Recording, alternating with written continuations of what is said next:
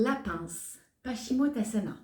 La pince, c'est vraiment une posture d'expérience, c'est-à-dire que la pince, ça va être toutes les postures où on va se plier.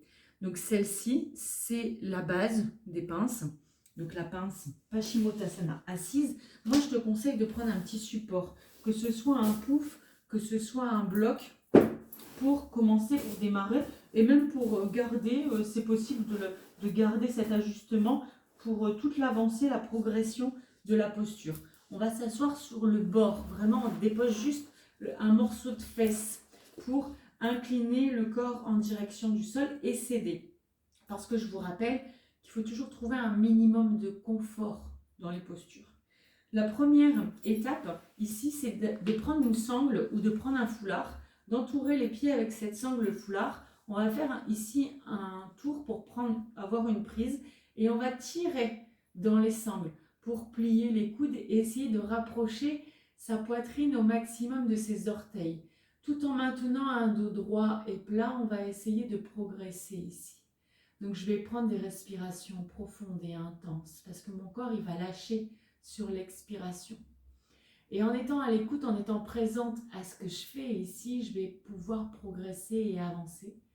Attention, je ne force pas. Je trouve ma zone entre le confort et l'inconfort. Je trouve ma limite.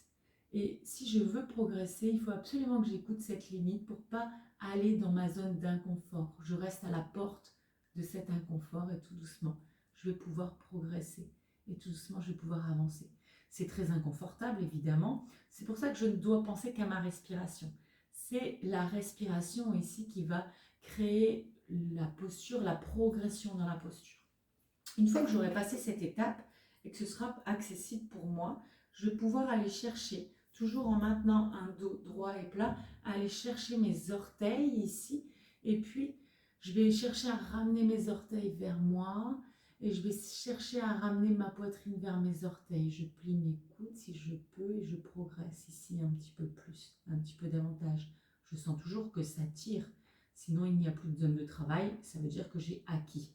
Si j'ai acquis, je peux venir entourer mes pieds avec mes mains et venir ici, toujours en pliant les coudes pour ramener une traction, pour maintenir une traction du corps vers les jambes, vers le sol. Et puis, en finalité, je vais pouvoir aller enrouler le menton dans la poitrine ici.